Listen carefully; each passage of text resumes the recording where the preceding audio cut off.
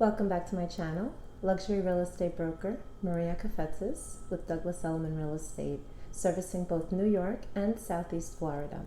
So I want to speak to you today a little bit about home inspections, and if you're a buyer, should you do them? What should you expect? How much should you pay? What should it cover? And how long is it good for? If it's a homeowner that's watching this, how should you prepare your home for a home inspection? What are the things that you can do to avoid any issues coming up? And what should you expect the day of your home inspection? So here we go. If you're a buyer, I get the question often. I sell a lot of new construction. I sell a lot of luxury homes. And I sell some rental properties. And people say, should I get a home inspection? I mean, the home is perfect. Absolutely. Should I get a home inspection? This is new construction. Absolutely. I mean, these are things to protect yourselves. You spend between, home inspections go anywhere between $400 and $800. And usually it includes termites and it includes wood infesting insects. So anything that eats your wood away, like carpenter ants or anything like that. Termites, of course. So one of the things that is very important is to do your home inspection for those, wood destroying insects that could, potentially tear down your house. Another thing is peace of mind. You kind of go into the house knowing what the issues are. Now, a lot of buyers try to use the home inspection as a negotiation tool, which it is not. If you have a knowledgeable realtor by your side as you're purchasing, that realtor will pretty much be able to show things to you as you're looking at homes. So I have sold well over 1,000 homes in my career. I don't know how many, probably well over that. I don't even know.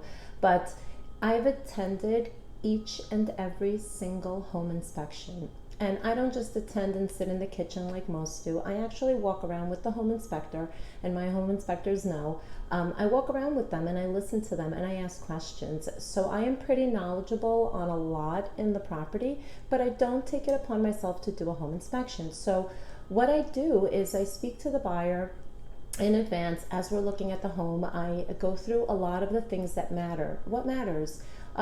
Boiler, your AC, your hot water heater, your electric system, your plumbing system, your roof, your siding, your windows, if you're in a condo, making sure that there's subflooring and making sure that, there's just every little detail taken care of. Your electric box is upgraded. There's no loose wires. I mean, there's a ton of things to prepare, and I'll go through that on the seller part of this video. But as a buyer, these things help you to know what you need to do when you move into the property, even if you take it that way.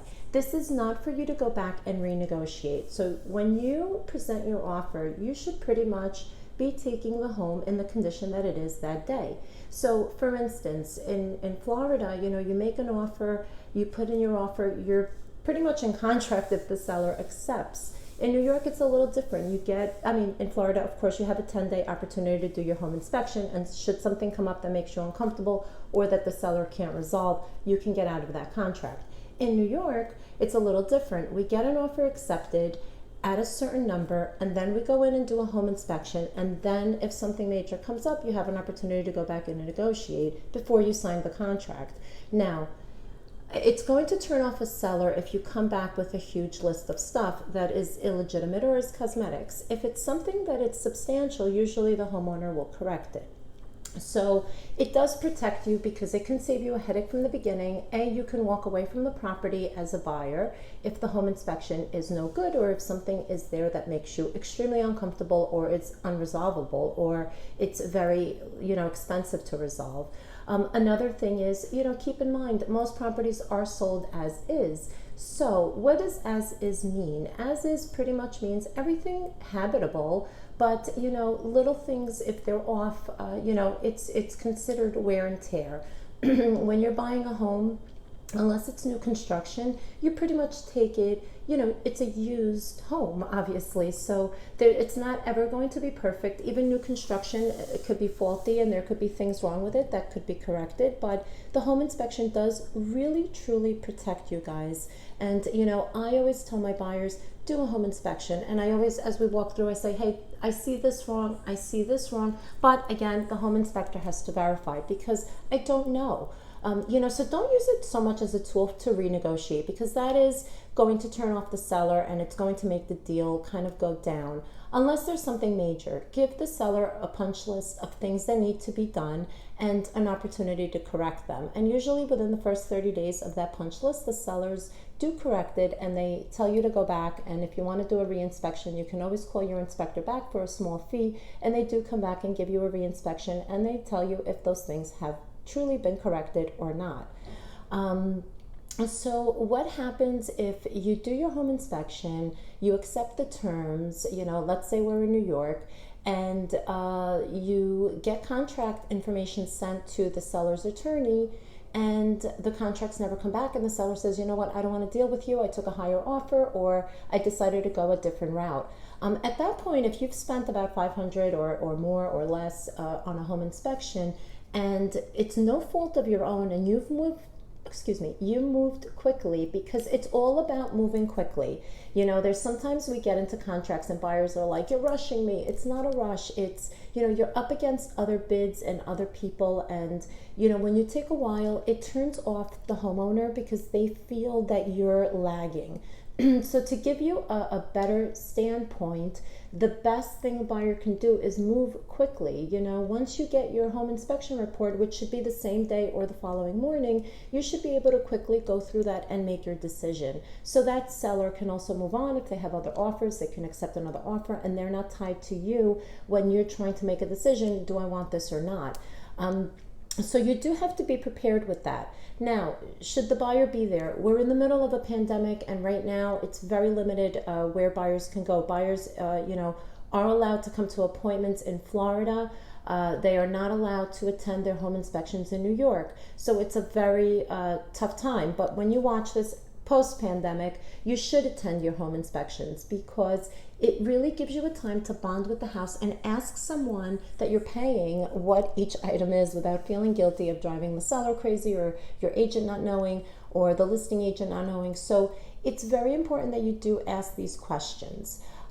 So yeah, you should be there, and you should see, what's going on and where things are and where your main cutoff switches are. I mean, that's your bonding time with the house. So definitely attend your home inspections, and definitely do them. I have a list of home inspectors that I work with in both locations that are fantastic. They're very thorough. They give you detailed reports, and they pretty much guarantee their work. I mean, keep in mind, guys, that home inspections are non-invasive. So behind the sheetrock, they can't see what's going on. They have moisture meters, and they have ways of trying to detect if there's something wrong. But what's going on behind the wall is not the inspector's fault. They can only see what's visibly available to them, and also what their moisture meters can capture, and what some of them have, like these x-ray things that they can see through the walls.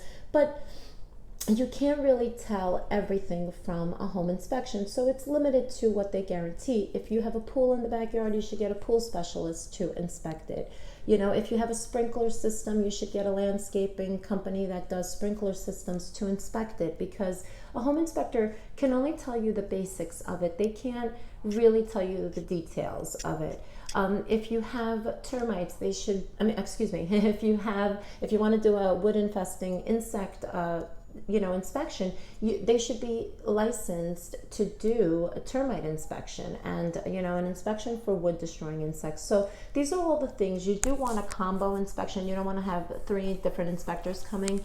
Now there's other things that we would have to go into a lot more detail, and I want to go a little bit into the seller's side of it. So, take notes during your home inspection. Most home inspectors will take lots of photos and give you a detailed report of all the details. And at that point, you can discuss it with your realtor, you can discuss it with your attorney, and see what items are actually important to go back and have the homeowner correct, and what items are really truly cosmetic and you should not, bring up in a conversation with the homeowner. So going on to the homeowners and how to prepare your home, you live in the home most likely, and you know everything that's wrong with the home. You know things that are, like I've said in my other videos, leaking, squeaking, creaking, and doing anything that they shouldn't be doing. So before you even list your home, or during the time that you've already accepted an offer, you should absolutely be working on correcting those little things. If you have a squeaking door, if you have a leaky faucet, if you have a small leak under a sink, or if anything is wrong with the house that you are aware of, correct it. It's one less thing that's going to be on your home inspection report. So you want a buyer to come in feeling so excited about your home, super excited about living there, super excited about moving forward, and they're doing their home inspection. This is the introduction to your home, basically. And when there is 40 things on a home inspection report rather than 4 or 3 or 8, it's a big deal, and the buyer's like, oh my God, the home's not taken care of, and they just covered it up for the sale. Buyers are smart, and they do know if the work is really, if the home is not being taken care of. So you do need to correct these things ahead of time, even if they may be small to you. When you're looking at a home inspection report of a home you don't know, it's scary to see 40 things on there that need to be corrected, so there's a whole list of things, a slew of things that need to be done usually to a lot of homes. And if you're worried that you've lived in the home for a long time, I recommend doing a home inspection yourself. You can hire a home inspector to come in and give you a report of your home, and then that gives you a punch list of how to go back and actually address those issues before a buyer needs to address those issues. And you can also have him come back or her come back and do a re-inspection after you correct those, and have almost a perfect inspection report to hand out to your buyers. That's an awesome tool, guys. There's a little bonus for you. So if a buyer does a home inspection, and can you decline a home inspection? No, I've gotten asked that question a million times. You have to allow a buyer to do a home inspection. If not, they don't have to move forward with your property. They have the right to know the condition of the home. Now, if the inspector's in the home and things come up that are not wrong, you have the right to go back and say, hey, I know that my electrician worked on that. Here's the report from my electrician. Let's find out why your inspector came up with that. So it could be something that your inspector thought was wrong, and actually if you click a certain button, it works perfectly fine. So you have to discuss these things and be open-minded with your buyers, and don't get offended when they give you a punch list of 15 items, because they're also nervous and they're like, oh my God, this house needs so much work and I'm still going to move forward. So keep that in mind, homeowners, as you are doing your home inspection, that these buyers are also very nervous. And as much as you hate having people in your home, they're nervous that they're going to buy quote unquote a lemon, and need to do a ton of work, or a money pit, and no one wants to do that. So keep that in mind. Also, decide ahead of time, if something major comes up, do you want to give a credit, or are you willing to correct what comes up, right? So if there's something wrong with the roof and you're closing in 30 days and there's a leak, you might have to correct that. But if it's something in the house that's mostly cosmetic, but it's something substantial that the buyer does want corrected, well, maybe that's something you can get a quote on, and instead of you doing the work in the middle of your move, you can actually give them a credit towards it. And again, it's a matter of negotiation and coming to a happy medium where you, the homeowner, and the buyer both feel comfortable. So keep that in mind. If you have a boiler, service it. If you have an AC system, get your ductwork cleaned. Do things in advance. Be proactive to avoid having any issues coming up. So again, home inspections, I can go on for days on home inspections because there's so much that goes into them. So, it's something that you can easily prepare for as a seller, and as a buyer, it will absolutely potentially save your life, or save you hundreds of dollars, if not thousands, if not hundreds of thousands. So it is worth doing a home inspection always, and having the knowledge. Don't beat the sellers up too much, because that's not what home inspections are for. They're for your knowledge and for you to be able to have a punch list of things to do as a homeowner to make sure that your home maintains its perfect condition. So guys, if you have any questions at all, New York or Southeast Florida, about home inspections, about selling your home, about buying a home, about the process, please call me. I am here and always available to take your calls, texts, or emails. Maria Kafetzis, luxury real estate broker, Douglas Elliman Real Estate, and I am again located in both New York and Southeast Florida.